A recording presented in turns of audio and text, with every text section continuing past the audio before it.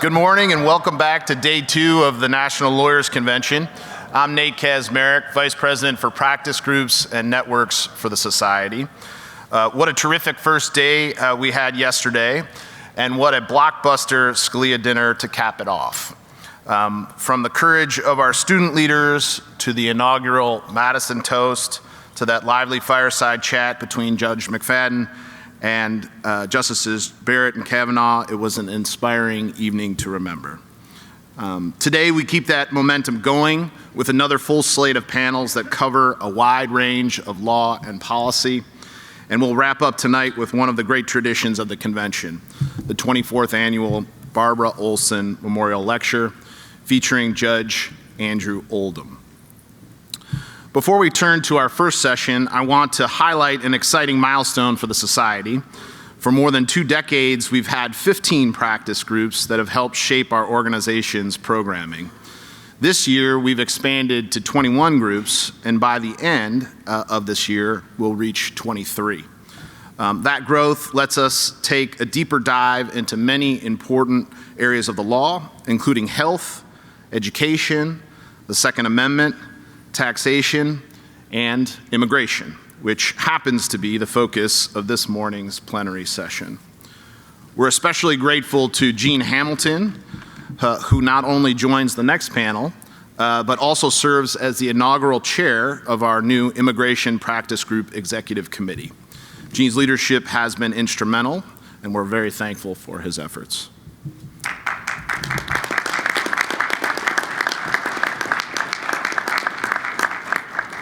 For those of you chasing precious CLE hours, don't forget, scan that QR code on the back of your program to sign in and sign out.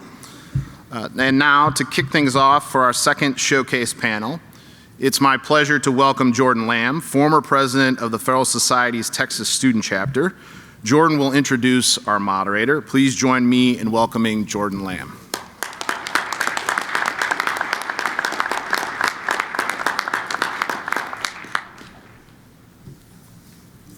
Good morning, y'all. Morning. Good morning. Today, it's my pleasure to introduce the moderator of this panel, Justice James P. Sullivan. Justice Sullivan serves on the Texas Supreme Court. Prior to joining the court, Justice Sullivan served as general counsel to Governor Abbott and as Assistant Solicitor General under then Attorney General Abbott. He also worked as an appellate litigator in private practice and as an adjunct professor at George Mason University. Justice Sullivan was a law clerk to Justice Thomas B. Griffith on the U.S. Court of Appeals for the D.C. Circuit. He is a graduate of Harvard Law School, where he was articles editor of the Harvard Law Review. He also graduated from Rice University. Justice Sullivan lives in Austin with his wife, Alithia, and their son. Please join me in welcoming Justice Sullivan.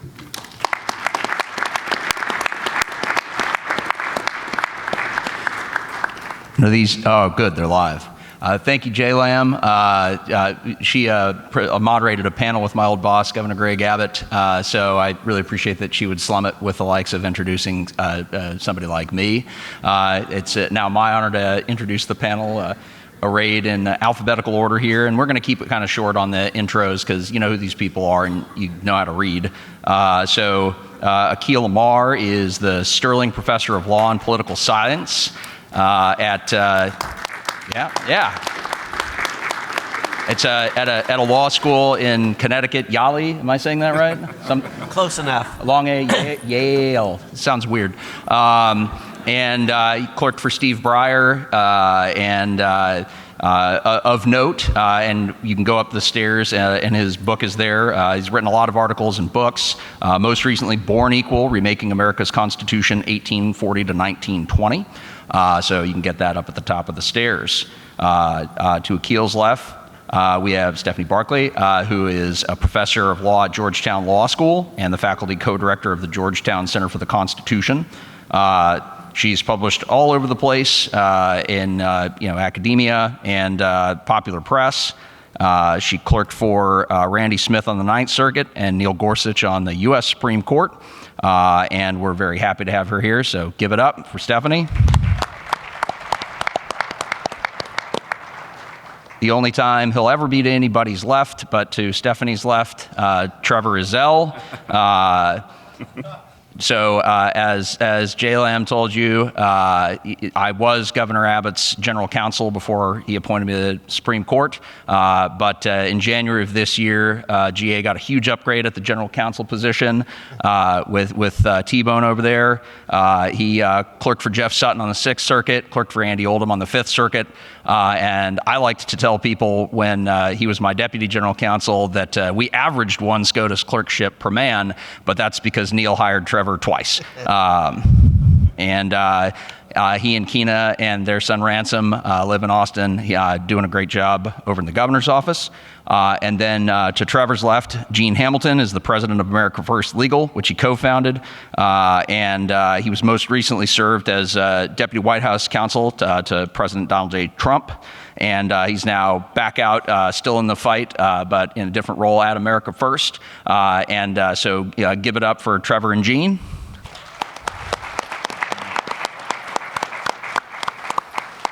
All right, so let's just jump right into it. We're here talking about immigration and originalism. So Professor Amar, could you tell us what are the tools of originalism and why do they matter when it comes to the pressing issue of immigration? Thank you, Your Honor, and such a pleasure to be back with my friends at the Federalist Society. As I look out, it's a bit of a stroll down memory lane. I see all sorts of friends from way back when, even a Calabrese, but not the one that you might be thinking of. So nice to see y'all. And I say y'all because there are a lot of Texans here, I notice. Damn right.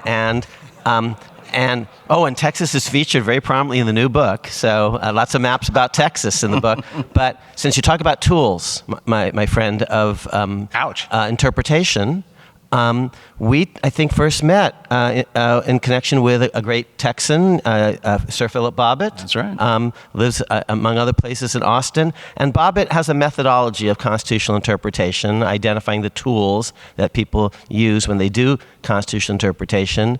3 of the tools are text, history, and structure. When you use those tools together in some combination, you're an originalist. Now, different originalists do things a little bit differently, but they focus first on the text of the Constitution. And history could be everything that ever happened up to this nanosecond, but history for Abbott and for originalists is history connected to the adoption of the original Constitution or its textual amendments. So it's not everything that ever happened. It's not Greece and Rome, and that would be Roe versus Wade, for example, and that's not originalist. It's history connected, to repeat, to the adoption and amendment of the Constitution. Structure is reading the thing as a whole. Separation, because it doesn't say separation of powers, checks and balances, rule of law, federalism. But those are all features. Unitary executive. Doesn't quite say it that way, but those are ways of organizing the document as a whole, as opposed to what, Professor, you ask? As opposed to focusing on the precedents, for example, or merely the practices of government or our traditions, which may not quite correspond always with text, history, and structure, as opposed merely to prudence or what the interpreter wants, supports politically. So in some combination, text, history, and structure, especially when woven together, that's originalism. And it doesn't mean liberal. It doesn't mean conservative. It doesn't mean judicial activist. It doesn't mean judicial restraint. It's not just about courts. It's about a way of engaging in constitutional interpretation, whether you're a citizen or a legislator or an executive or a lower court judge or a Supreme Court justice. We're going to hear lots of things about originalism. I would say originalism is as originalism does, and you want to look particularly at people who do it all the time across the board, rights and structure, sometimes saying, oh, this is in the Constitution, sometimes saying, oh, this isn't, and see if they have consistent methods across all issues. And ideally, at least sometimes, their views are going to be at variance with their political preferences. Yeah, if you're doing originalism right, you're probably not going to like all the results if you do what I do now. So Stephanie, can you tell us what are other kind of, so we have some of the tools now, what are some of the kind of the meta theories about originalism that underlie some of the current debates about immigration? Sure, and thank you to Sheldon Gilbert and to the Federalist Society for organizing this panel, and Judge Sullivan for moderating, and my terrific co-panelists. Before I get into that, I'm sure some folks in the room are wondering why I'm on this panel, and so I thought I'd tell you what I've been told is maybe one of the most important contributions I can make, and that is to plug Akhil Amar's new book, Born Equal. Top of the stairs. Right, Akhil? But I want to tell you, truly, this is an important book. This review by Gordon Wood, who's a big deal, he says that Born Equal is no simple narrative with one thing happening after another. It's the most extraordinary kind of history that I have read. I think that's a high tribute. While I'm talking about books, I will also mention Yonatan Green's book that she's doing a book signing for. Yonatan is a fellow at my Center for the Constitution at Georgetown. He's written a book about Israel's judiciary, rogue justice, the rise of judicial supremacy in Israel. And Richard Epstein calls this book a towering achievement. All right, so that's enough commercials. You all can pay me a commission later. And I'm going to now jump into some of the meta theories that are relevant. I think the immigration debates, in a lot of different contexts, put pressure on some of these larger debates about originalism, how we should do originalism, that I think are really interesting. And I wanted to just say, building on what Akhil was discussing earlier, I agree with the fact that originalism isn't any history. Justice Barrett has a great line. She's once said, just because you've pointed to something old doesn't mean that you're doing originalism. So history that is leading up to or shortly after the founding period, I think, sheds context on what those words meant, and that's what we're after. And sometimes those words might be pointing to broader general law principles, but they're still pointing us to some sort of law that we want to interpret and understand. There's other history that might then be important for other reasons. Maybe the judicial doctrine calls on us to look at history from different time periods, like notions of fair play and substantial justice when it comes to jurisdiction. Or maybe we're looking at political precedents, and there's some deference owed to political precedents that have been set, and so that sort of tradition is relevant, but it's different from originalism. Okay, so some of the meta theories that I think are relevant here are your view as originalist of whether or not this is a federal government that has some implied sovereign powers, as my colleague at Georgetown, John McKyle, has argued, or a position that Justice Scalia has taken, or whether you're more of a strict enumerationist and you think that we need to be able to point to any power that the federal government is exercising somewhere listed in the Constitution. And that's an interesting debate that's important for immigration reasons I'll get into in a moment. There's also questions about when is history that we point to, even ratification era history, an example of complying with our constitutional commitments, so history that is indicative of the sort of constitutional values we were seeking to memorialize, and when is history a counterexample, so an example of us falling short. That's relevant in this context, for example, for the Alien Enemies Act that were enacted shortly after the founding. And some scholars or jurists think that the Alien and the Sedition Acts are counterexamples. They're examples of us falling short of our constitutional commitment. And that was certainly argued by Madison and Jefferson. Justice Barrett makes that point in her new book that came out. But then there's counter-arguments. There's an article being written right now by Don Herzog, Michigan, that the history is more complicated. There's more support for some of those early acts than we might suggest. There are also questions at a meta level about what we do when there's just disagreement at the founding. Do you take a Will Bodian sort of liquidation approach in terms of how we resolve that disagreement? There was disagreement at the founding, for example, about whether or not the Commerce Clause, if you are a strict enumerationist, is the Commerce Clause sufficient to provide federal power over immigration? Samuel Sewell, a Federalist representative from Massachusetts, argued that federal power over aliens could be derived from the commerce power, whereas Albert Gallatin from Pennsylvania contended that it couldn't extend that far, that it could only cover the persons of alien merchants and must be related to them as merchants, to their professions, not to their existence as men. And then there are questions about constitutional interpretation versus construction. And there might be constitutional construction required if there is some sort of irreducible ambiguity. You need to take that? Somebody's phone's ringing. Thank you. Sorry. That's okay. I thought you were talking to me. I was like, I'll get on the line. Phone a friend. So if there's irreducible ambiguity in text, we might be dealing with construction of meaning. Or even if there's not ambiguity, we know what the text meant or what the meaning was, we might still have to engage in constitutional construction in terms of the doctrines that we're going to create to implement that original meaning. And I will discuss that particular issue more when we get into birthright citizenship. But those are some of the meta issues that are all operating in the background. And depending on the position you take on some of those bigger theoretical questions about originalism, that will inform some of the other specific positions you might take about immigration. And follow-up question, just because it's interesting to me that you raised it, for the kind of ratification founding era proponents of the Commerce Clause being a source of federal authority to regulate immigration, how do they square that with Article 1, Section 9? So one of the only things talking about the movement of persons is about the importation of persons. And you can see how, when persons were under, like when chattel slavery was an institution, then you can see how that would clearly fit within the foreign commerce power. And then it also talks about migration of persons. But I wonder how they would have, how at that time, they would have squared that with, maybe that makes me too much of an enumerationist, but. You want to go first again?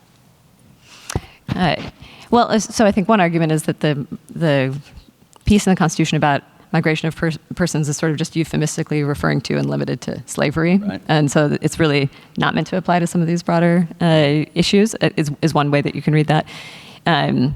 And also you can make belt and suspenders arguments. Like whatever we were doing over there, that doesn't mean that the Commerce Clause was limited to exclude the government's power to operate in ways that had these sort of broader impacts on commerce. I think that's what proponents of use of the Commerce Clause would have and were arguing. Fair enough. Akhil, you want to add to that? The other side, and for sure. I promise I'll jump back in. Okay, yeah, for sure. Gene, it's wonderful that President Trump has lawyers of your caliber, had lawyers of your caliber, to bring some of these originalist tools from the ivory tower to the real world of some of the problems that are faced.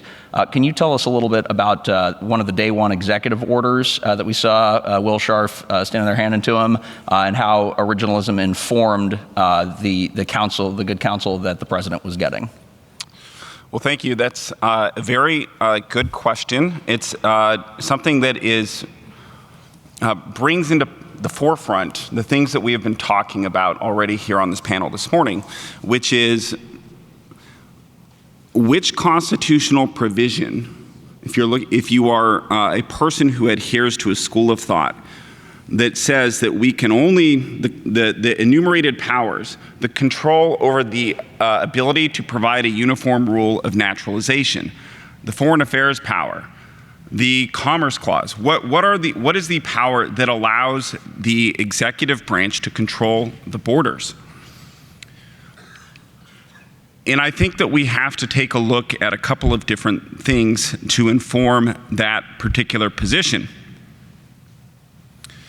If you are a person who, as in many immigration law classes and immigration law practitioners, adheres to the view that the only thing that binds or that provides sources of authority for the executive branch to act when it comes to controlling our borders is the naturalization clause, then you would be a person who says, well, if there are 100,000 people who arrive at the southern border each and every month, and they step 1 foot across that border, then my God, we have to give them an asylum hearing.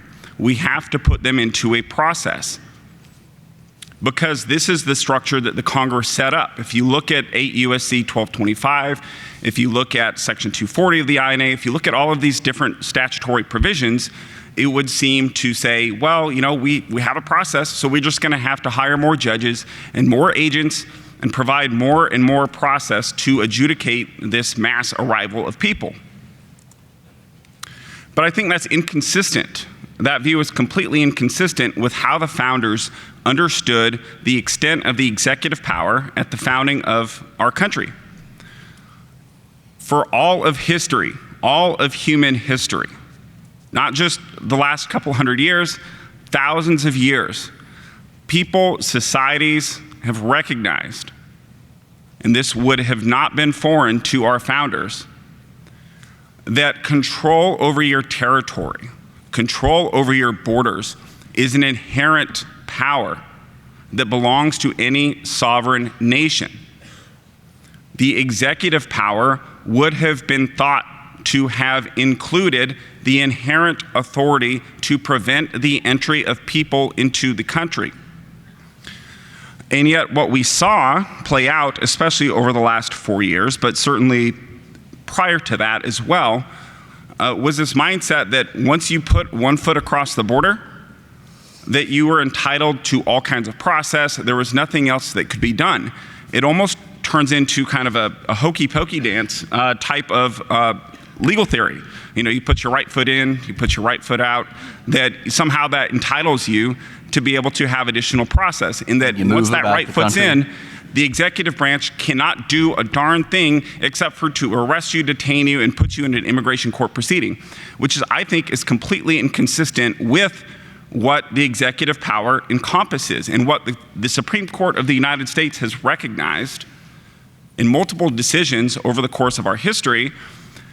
In fact, there's a line from the Knopf v. Shaughnessy in the 1950s. The exclusion of aliens is a fundamental act of sovereignty. The right to do so stems not alone from legislative power, but is inherent in the executive power to control the foreign affairs of the nation. So on day one, President Trump issued an executive order called Guaranteeing the State's Protection Against Invasion.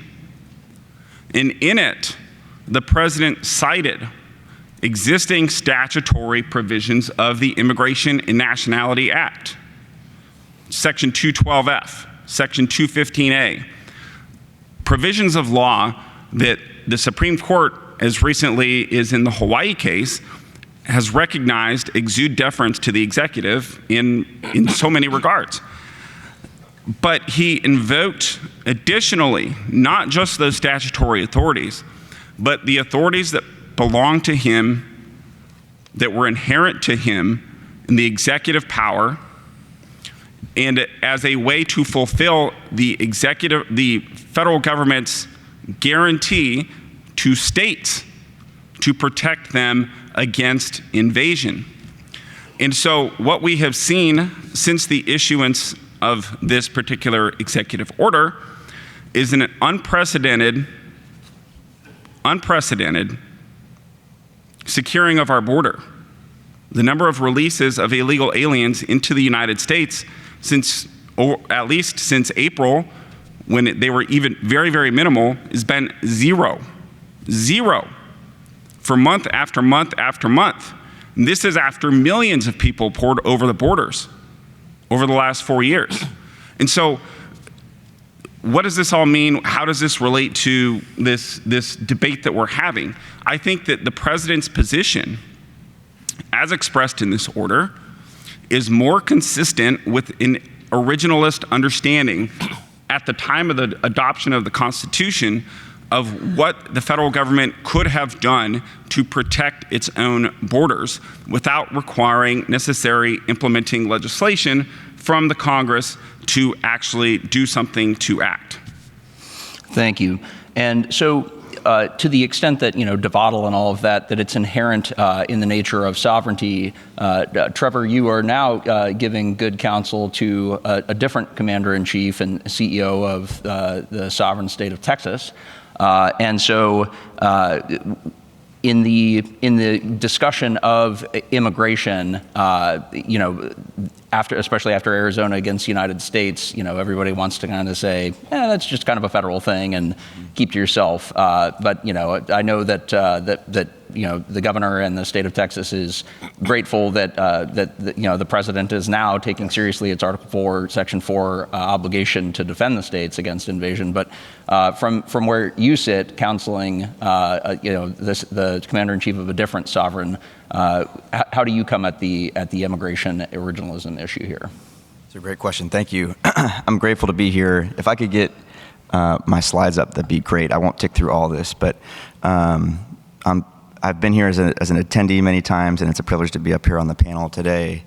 I think I'm here as the state guy, supposed to have an originalist theory of state power over immigration, but I'm also the husband to a woman who immigrated here 18 years ago as a refugee, so I know that the subject of immigration and the originalist questions we can ask about it is broad, but I'm going to be focused, like Gene is today, on questions of power and how to cauterize the bleeding of what we were dealing with for the last 4 years of kind of mass illegal entry into the country.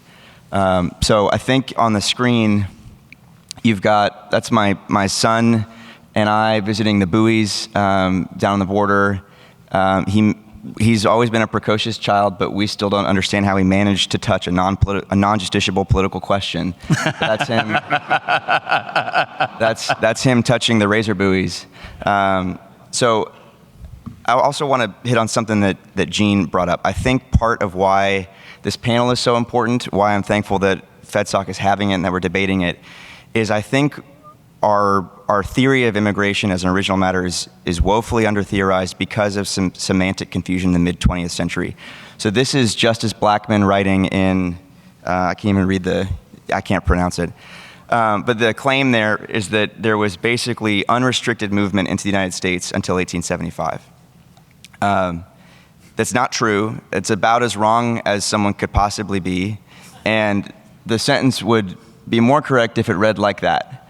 So for the first century, states actually were the ones acting in this space, enacted numerous laws to prevent the entry of individuals. They actually repatriated and removed individuals from their states, to other countries.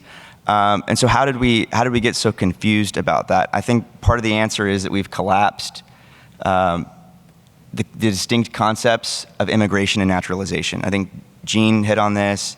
I think Justice Sullivan hit on this a moment ago. The Constitution lists the naturalization power under Congress's enumerated powers in Article 1, Section 8, Clause 4. And migration is referenced only fleetingly in Article 1, Section 9, Clause 1, which Justice Sullivan brought up. Ironically, in a provision that is denying powers to Congress for a period of time until 1808. And so the question becomes, where does any sovereign get the authority to regulate immigration? I think Gene hit it on the head. It's an inherent attribute of sovereignty. And so what I would argue today, if we're setting to one side what all our current precedent looks like, is that we mean what we say when we say that states are sovereign. They have sovereign immunity. They enact distinct legal codes. They adjudicate them. They execute them. That they likewise have an inherent authority to protect their territorial integrity. I think that's why for let's see. This is the first, I won't be able to go through all this, but for the first 100 years, as I mentioned, states were enacting law. So it was, laws that prevented the importation of individuals, that dealt with people that were likely to become a public charge.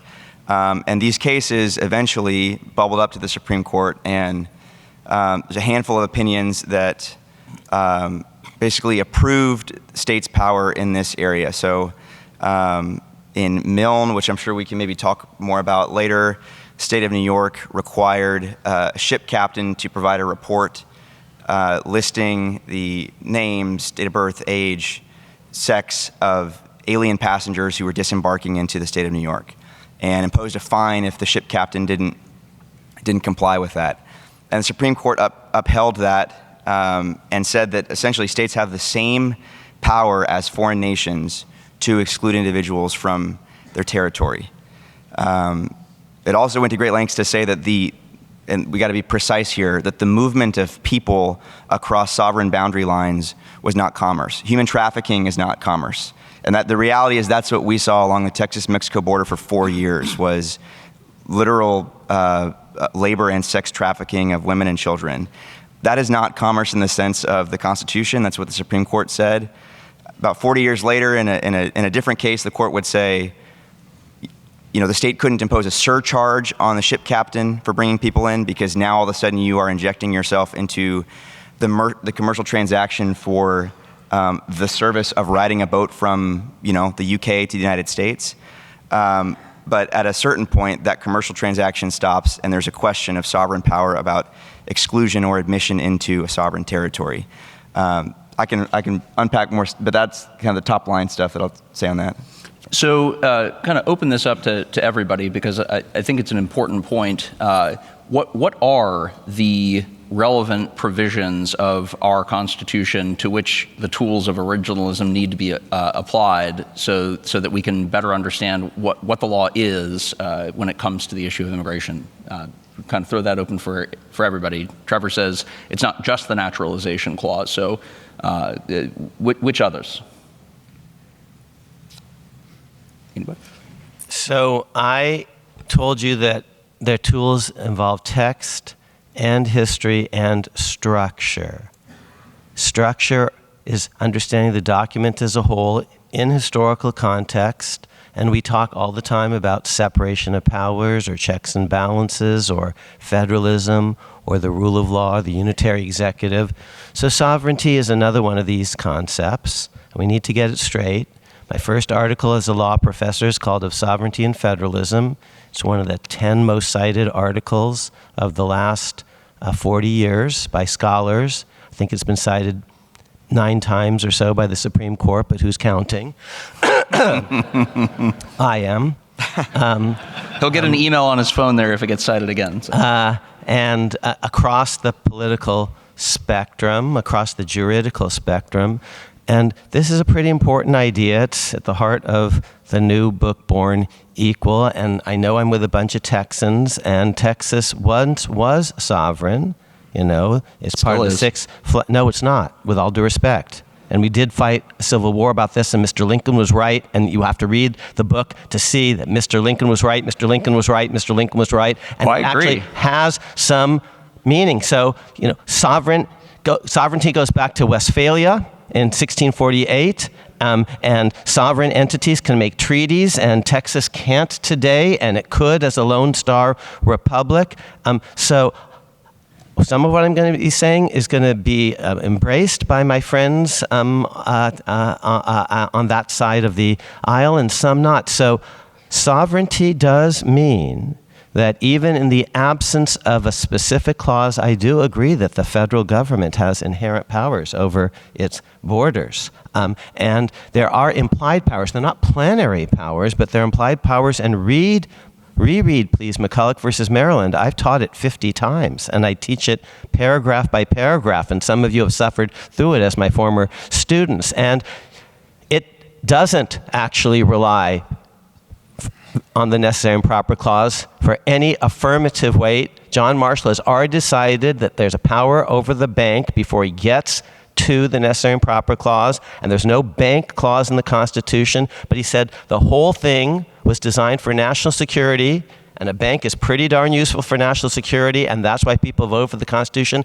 and that's actually what he says in McCulloch versus Maryland. So there are inherent powers of the federal government, and control of the border would be one of them, and that's connected to sovereignty and how we interact with foreign nations. And states don't get to do many of these things unless they're permitted by the federal government expressly or impliedly, because they involve Mexico and Canada and the rest of the world. So that's why structure is important, and getting structure right is important, and sovereignty is a key word. That's why the first article I ever wrote was called Of Sovereignty and Federalism. It's 100 pages, and you should read it, okay? Because it's relevant today on all sorts of things, and states can push back in certain ways, and they can't in other ways. One final thing, because actually precision is important here, and you're asking what does the Constitution say and not say, and I'm saying structurally, you have to understand it. Everyone has been talking about the Commerce Clause. That's actually a mistake. Read it with care, because there are certain things that are commercial, narrowly economic, federal government can't do. If I actually, my next door neighbor, if I find a fossil on my property and I sell it to my next door neighbor, well, that might be economic, but it's not interstate. And the federal government actually shouldn't be messing with that. So in fact, the word commerce can be read in a couple of ways. It can be read in the narrow way to involve things that involve buying and selling things. It has MERC, like mercantile, merchandise, merchant. But that wouldn't explain, for example, why there's power over navigation, which there is, and transportation, which there is, and I would say immigration, which there is, and actually animals going from one state to another, whether they're actually bought or sold or not. They may be migratory creatures. They may be viruses, actually. So here's the other way to read the so-called Commerce Clause. This is in my book, America's Constitution, a biography, 2005. It's one page, and it's a different reading of what you all call the Commerce Clause. So first of all, there's a second textual interpretation that's not about buying and selling things. It's in OED. It means just affairs, transactions, matters, stuff. And some of the OED entries of this are from actually way before the Constitution's adoption. Why do we, and the clause is best understood from a structural point of view to give Congress power to regulate all affairs, matters, transactions, not in a plenary way, that are connected to the Indians or the foreign nations or that are involved between the states. It's actually that's why we call it the Bureau of Indian Affairs, whether it's narrowly economic or not. And the word affairs appeared in the Articles of Confederation, and if it doesn't mean affairs in the Constitution, the Constitution has less power over the Indians federally than the Articles, and that would be weird. And the first Congress passes a statute saying, don't rile up the Indians, whether economically or not. And unless commerce is actually read to mean affairs, it's really hard to actually have federal power over Indian affairs. But if it means affairs when it comes to the Native American tribes, it means affairs when it comes to other foreign nations, and it means affairs between the states. So it shouldn't be called the Commerce Clause, because you could have economic things that are intrastate that Congress can't regulate, and you have things that are non-economic but involve crossing borders, whether economically or not, that Congress should regulate if it's crossing state borders or international borders or tribal borders. So we should actually call it the with and among clause. So let me just read it to you now under this different interpretation. Congress shall have power to regulate commerce, which is the same thing as affairs with foreign nations and among the several states and with the Indian tribes. That's a more coherent, structural account of that text to fit with the purposes of the federal government as a whole, the with or among clause. And it also means, as a practical matter, that again, just to repeat, if it's economic but not interstate or international, Congress shouldn't be doing it. And if it is interstate or international with the Indian tribes, that is a federal function and history. So I've given you text, I've given you structure, I'm giving you history now because the Articles of Confederation did that with the Native American tribes, and the first Congress in the statute signed by George Washington did that. That's originalism. Well done. Text, history, structure by someone who has spent 40 years writing 8 books about every provision of the Constitution. That's why I said earlier, originalism is as originalism does, and I'm applying the same rules here that apply to the 4th Amendment or the 11th Amendment or anything else. Fascinating. We go to Trevor for a possible counterpoint, and I do agree with Abe Lincoln, but... Thank you. So, yeah, that was helpful. Thank you. So, I feel pretty good right now. It sounds like we agree that states did have authority over migration for the first 100 years, that the constitutional text supports that the practice of state legislature supports it, that congressional debate supported it, and the century Supreme Court precedent supports it as well. What I took my friend to be saying is that the Reconstruction Amendments fundamentally altered that and made states no longer sovereigns. I disagree. I think I would agree with half of that, and I think my friend has overlooked an important question if we're being precise, which is how did the Reconstruction Amendments alter state sovereignty? They certainly did and abrogated pre-existing sovereign powers to a degree. I think it would be very easy for all of us to imagine some examples of ways that the 13th and 14th Amendments might restrict certain ways that states could go about restricting migration into their territories. But my friend said, well, we need to look at the structure. Structure is what really matters. Let's think of a provision of the Constitution that was not changed by the Reconstruction Amendments. How about Article 4, Section 3, Clause 1, that talks about the territories and the boundaries of states. And the arrangement that our founders adopted at the founding was states could alter their boundaries only with the approval of Congress. So the federal sovereign has a say in the territorial movements of the sovereigns that are nested within its territorial bounds. But at the same time, Congress could not alter the territories of a state without the approval of that state. You have a baseline in our Constitution, in our structure, of sovereigns being sovereign over their territory. None of that changed in the Reconstruction Amendments.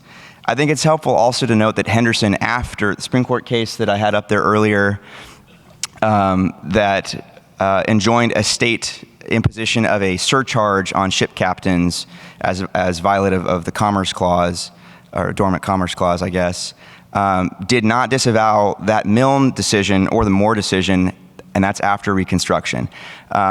I think it's a creative argument to suggest that commerce means more broadly intercourse. I do agree that there is a gulf between how we think about the Indian Commerce Clause and the interstate and foreign commerce clause. But I think it's interesting to note, if what we care about is the structure and how these provisions were viewed at the founding, in 1790, Congress passed the first Naturalization Act, so implementing the federal government's authority to establish a uniform rule of naturalization. And so you might think that that's an area where it's clear states have less role to play, because we're not dealing with implied inherent powers of sovereign governments like in immigration, but Congress has been given an express enumerated power over that. We can imagine ways in which states having different rules of naturalization would wreak havoc. But the law that Congress passed said that individuals who reside in the United States may be admitted into citizenship unless, or provided, that that person has not heretofore been proscribed by any state. It is interesting to me that in the first 2 years after the Constitution was ratified, Congress viewed state authority even over the enumerated naturalization power to be concurrent. And I don't think anything in the Reconstruction Amendments changes that.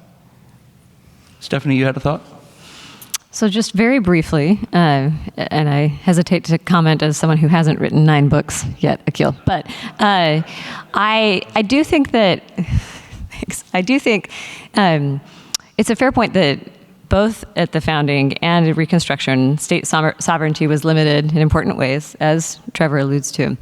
But your point that the free state of Texas can't enter treaties, that's true, because the Constitution is directly giving treaty power shared by the president and Congress. But I think it's a weaker argument that the same is true when it comes to immigration power, and that was taken away from states because, as we're discussing, there's a less clear enumerationist spot to point to in the Constitution that's giving that power, and certainly in an exclusive way, to the federal government, which is why Justice Scalia, in his dissent in U.S. versus Arizona, marshals a lot of textual and historical evidence I'd point you to in terms of why the states didn't understand themselves to be giving up that power either at the founding or Reconstruction. They maintained that as part of their sovereign power. Now, of course, Congress could preempt states if Congress passed legislation that states were conflicting with, but Scalia's argument there is if states are doing things to just enforce more rigorously federal policies that are already on the books, then there's no problem there. No conflict between those two different types of sovereign authorities. And as Trevor points out, a sovereign authority that was exercised much more frequently, and there's a much more longstanding tradition of that by the states from the founding and moving forward for quite some time than there was of the federal government, which was limited to the Alien Acts. And maybe, as my friend Kurt Lash has argued, their treatment of regulating immigration with respect to Native American tribes, but states were doing that too with respect to Native American tribes. So to be clear, I never said anything, and we can roll the tape, about Reconstruction, not one word yet. When we talk about birthright citizenship, I will. I made an entirely founding argument, so my friend Trevor just misheard me because he was expecting me maybe to say some things, but I said a different thing. I'm saying from day one, the states are not sovereign, and indeed, let me tell you that the Articles of Confederation uses the word sovereign. It's in Article 2 of the Articles of Confederation. Each state retains its sovereignty, independence, and freedom, except for things given exclusively to the Confederation Congress, and that language is omitted from the Constitution, and everyone understands that and sees that, and that's in Washington's transmittal letter accompanying actually the Constitution itself. So Constitution text is not just what is in it, but what isn't in it. And history is, again, not everything that's ever happened. I'm not that interested in Milne. It's neither here nor there. It's not actually a founding, moment. It's many years later. It's from the Taney Court, which is going to, I think, give us Dred Scott. Maybe I think it is the Taney Court. 1837. Yeah. So states were sovereign under the Articles of Confederation. That was eliminated in the Constitution itself. The Federalists say that again and again, and the Anti-Federalists actually bemoan that. If Lincoln is right, he's right, he's right. There's no Reconstruction amendments yet, okay? He's right under the original Constitution. Now, I don't need to take the position, and I haven't really researched it enough, about whether states have certain powers above, in addition to or concurrently with the federal government. But yes, from the beginning, the federal government, and here I think with my new friend, that there is inherent power of the federal government from the beginning over borders. Now, many states, of course, have borders, not just with other states, but internationally. So I can completely accept, I think, the thought that the early Congresses actually, there's not a lot of government capacity at the beginning, are sharing and deputizing and working with in cooperative federalism ways all sorts of states. But Stephanie, I think you agree with me that when push comes to shove, ultimately, these are federal competences, definitely today, but I would say even before the Reconstruction amendments, right? If by federal competence you mean the federal government can preempt states, Yes. I agree. Yes, great. Yeah. So, this, I just saw this in here, obscure provision, 10th Amendment. The power is not delegated to the United States by the Constitution, nor prohibited by it to the states, are reserved to the states respectively or to the people. And somebody's got a hot mic.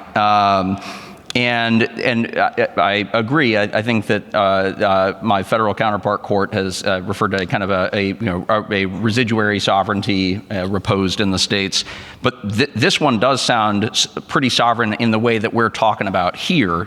Not coining money or mark and reprisal, but Article 1, Section 10, Clause 3, no state shall, without the consent of Congress, engage in war unless actually invaded or in such imminent danger as will not admit of delay. And Gene, you pointed to this, the counterpart provision in Article 4, Section 4, but the federal government's duty to defend the states against invasion.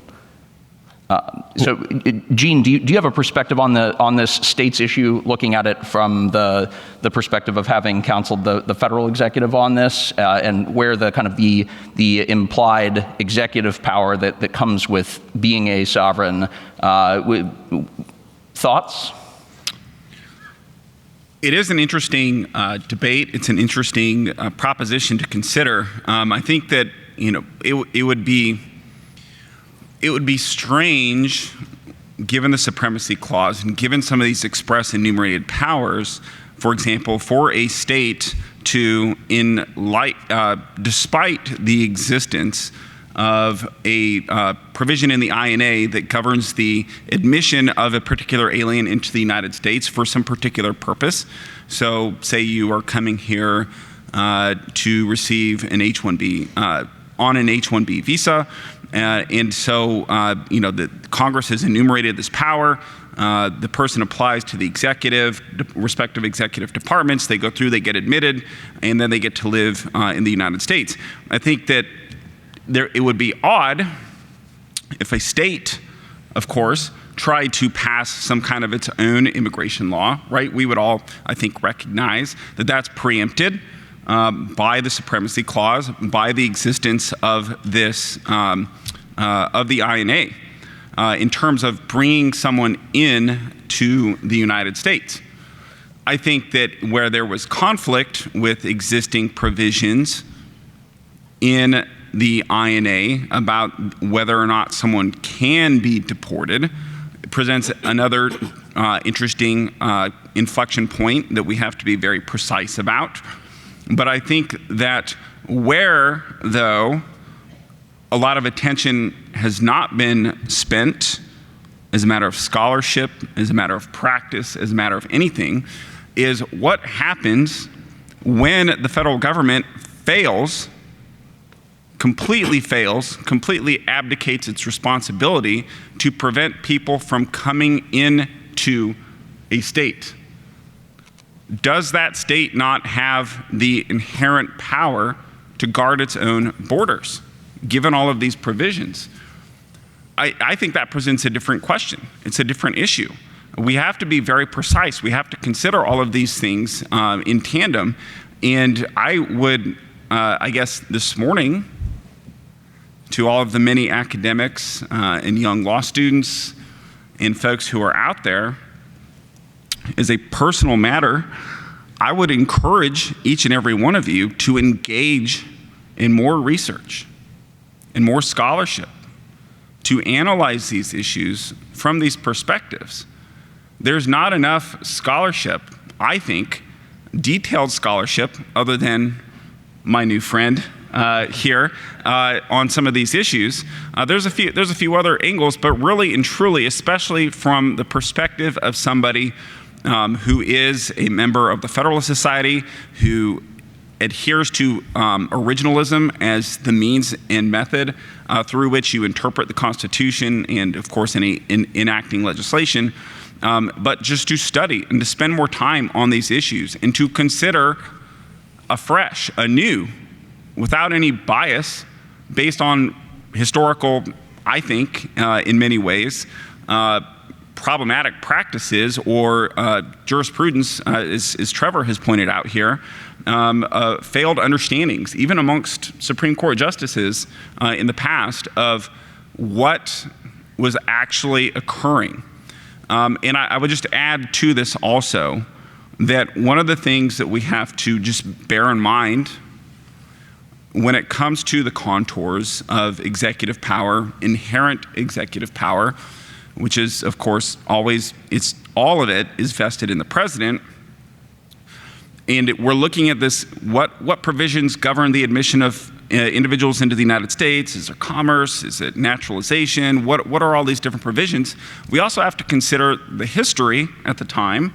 And the fact of the matter is that the United States was not yet the United States. I mean, it was as an entity, but it was originally 13 colonies. There was a lot of unsettled territory. The landmass that we now know as the United States was not fully settled. There were existing groups of people who were here, but we have to understand that the existence of a landmass that's largely unsettled, largely uncontrolled territory, it presents a very different scenario at that point in time when we look at some of the historical practices. For instance, if you are a person who says that immigration was uncontrolled until the late 1800s by the federal government. Well, there was also a lot of land to settle and to colonize and to claim. And so factually speaking on the ground, it's a very different scenario versus today, when clearly we have borders, clearly we have a territory, and clearly that we are no longer in a position in which we are encouraging people to come here to help colonize and claim land. It's already been claimed. The borders are closed. I don't know where the next place is going to be for us. Maybe Mars to colonize at some point in time, but our borders are closed. And so we have to recognize that distinction there as well in terms of the state's ability to act, the federal government's ability to act to protect the citizenry that's within its own borders. So one of the things when you read through this document, you see a lot of different words used to refer to human beings, and we've seen discussion of this different terminology play out when it comes to is the process that is due at the border different because it's at the border. We have we the people, you have person, citizen, inhabitant, resident, subject in Article 3, Section 2, talking about controversies between a state or the citizens thereof and foreign states, citizens or subjects. So Akhil, a lot of the new book touches on this.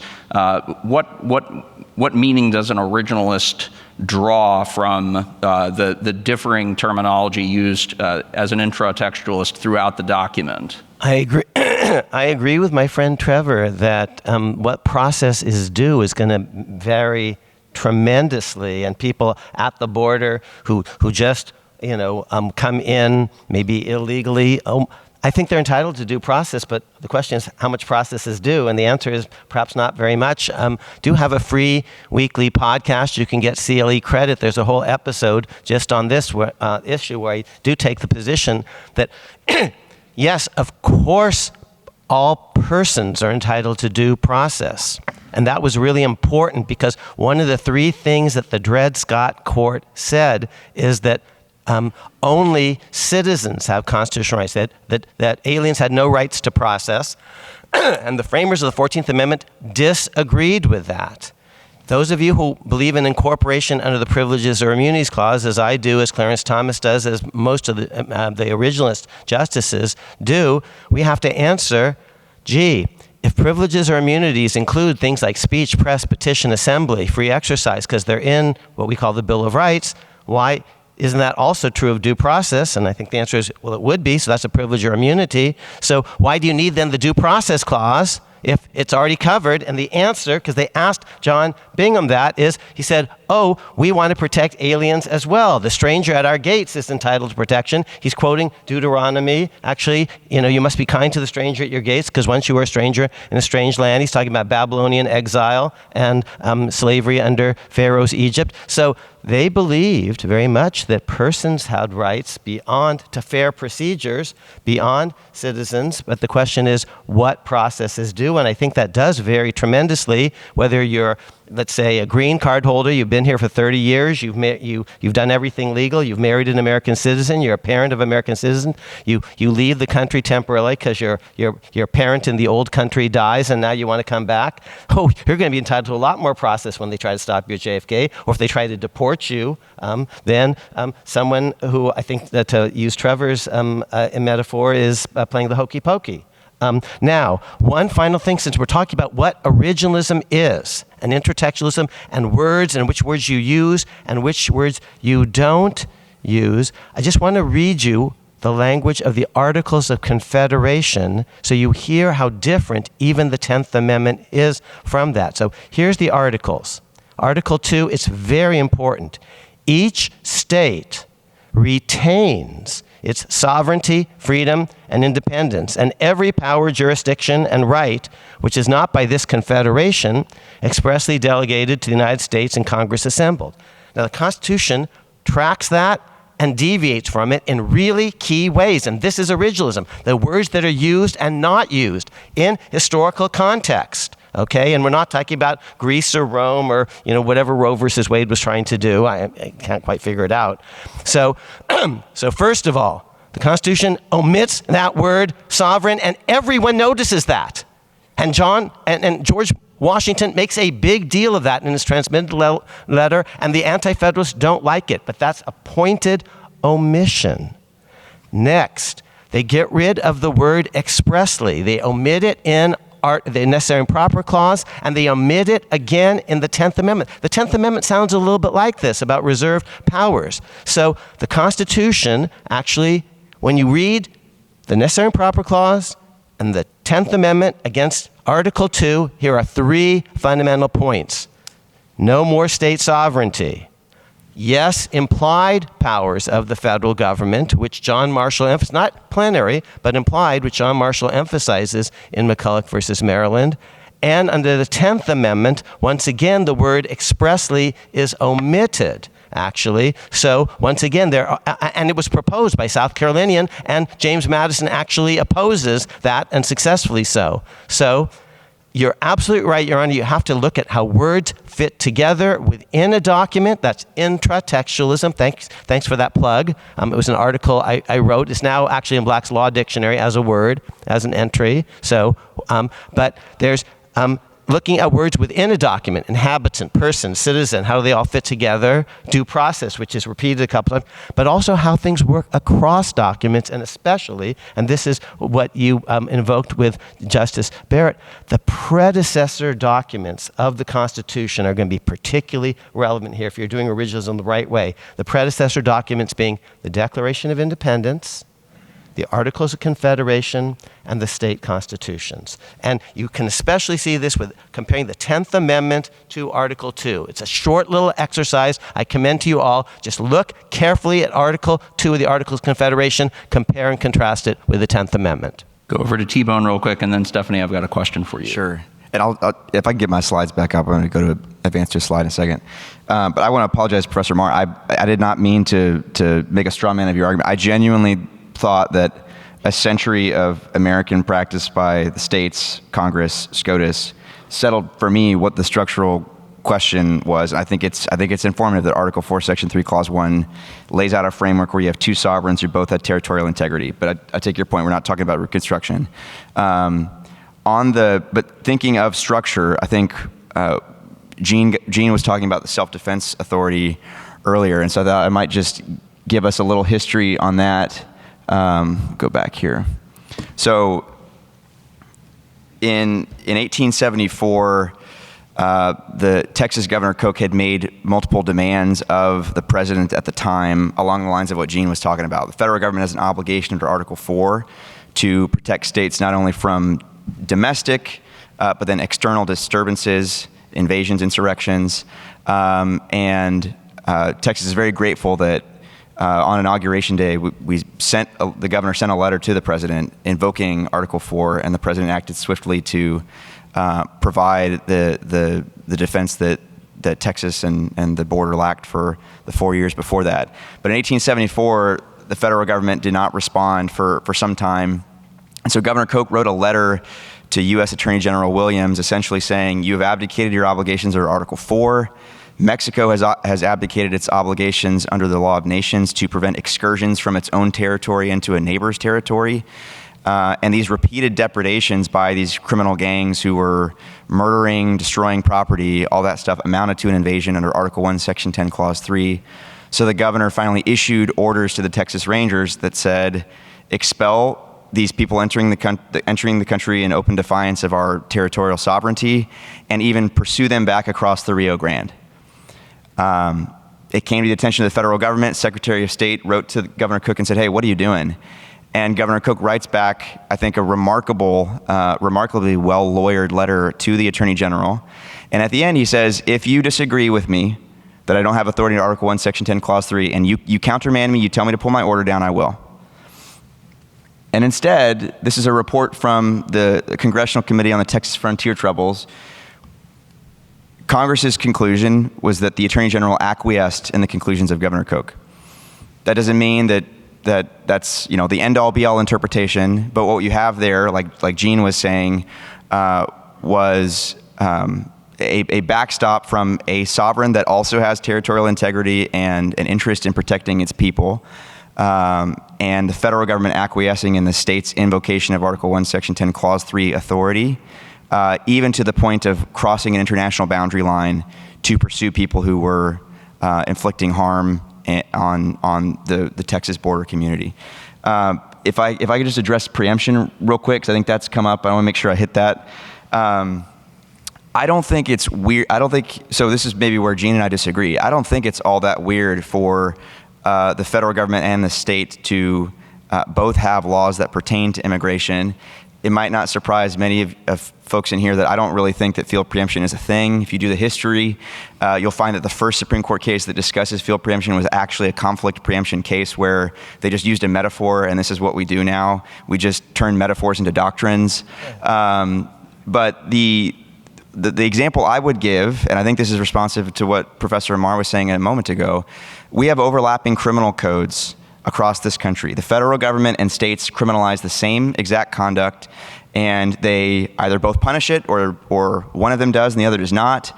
And the Supreme Court blessed this in what is called the separate sovereigns doctrine a few years ago. I don't know how to square Professor Amar's view that states are not sovereign with the idea that they enact legal codes, that they wield the power of the sword and they punish, that they are able to punish conduct that the federal government likewise criminalizes. And most importantly for our debate here about immigration and what Gene was talking a moment ago about federal abandonment, I don't think anyone would say that if either one of those sovereigns, federal government federal or state chooses not to prosecute an individual for murder, that is not ground preclusion on the other sovereign to not prosecute the same thing, right? So an exercise of enforcement discretion is in no way preemptive of the other sovereign's prescription of the same underlying activity.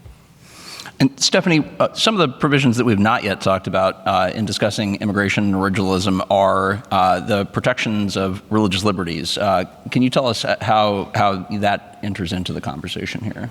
Sure, thanks for that. So my co-author Kurt Lash and I wrote an article recently that talked about and explored ways in which the history of the Reconstruction era shows that there was widespread understanding that religious resistance to the Fugitive Slave Act in order to protect individuals fleeing enslavement merited constitutional protection. And so there was certainly debate about that at the federal level, but this is a quote from Bingham about the impact he thought the 14th Amendment had for states. He said, before the 14th Amendment, a state, as in the case of a state of Illinois, could make it a crime punishable by fine and imprisonment for any citizen within her limits in obedience to the injunction of our divine master to help a slave who was ready to perish, to give him shelter or break with him his crust of bread. And Bingham's argument is that the 14th Amendment changed that, and now that sort of protection of these fleeing individuals with food or water is protected.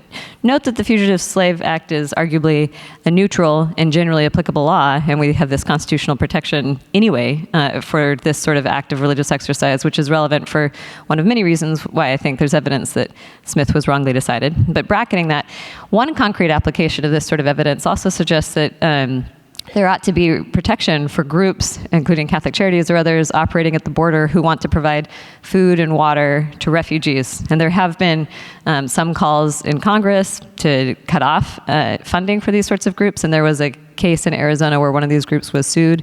They won under RFRA, the District Court of Arizona, that they probably should win constitutionally as well with this sort of evidence. One other thing I'll just mention very briefly, because we haven't talked about birthright citizenship yet, but I think it's an important piece of this debate. And I'll just flag, I haven't written about this myself, but this is an area where I think your views of constitutional construction are important. And I'll just flag the issues that there's actually a lot of consensus about the birthright citizenship debate. Basically, everyone agrees that it's not just a question of whether someone was born here or not, because the constitutional language says, and subject to the jurisdiction thereof. So that's point number one. This is an argument Randy Barnett has made. Point number two is that jurisdiction had at least 3 categories that weren't subject to jurisdiction. So not everyone in the country is automatically subject to the country's jurisdiction. Ambassadors, occupying armies, and Native Americans were not automatically subject to the jurisdiction thereof.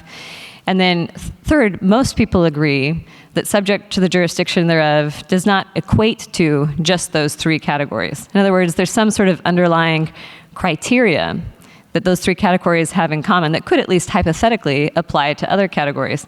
And so the debate is, well, what's that criteria? And can it apply to other categories? And one other thing that I know Kurt Lash would argue, and potentially Randy, is that the position that the government has long taken with respect to birthright citizenship is probably a permissible constitutional construction. This might be an area where there's not one clear answer as a matter of constitutional interpretation. There might be some irreducible ambiguity, in which case what the government has done in the past is permissible, but it might also be permissible to take a different constitutional construction approach. And Lash bases that on historical evidence related to government treatment of Native Americans, and Randy and Alon Werman base that on common law approaches to the social compact. But the bottom line is that a lot rides then on what you think about constitutional construction.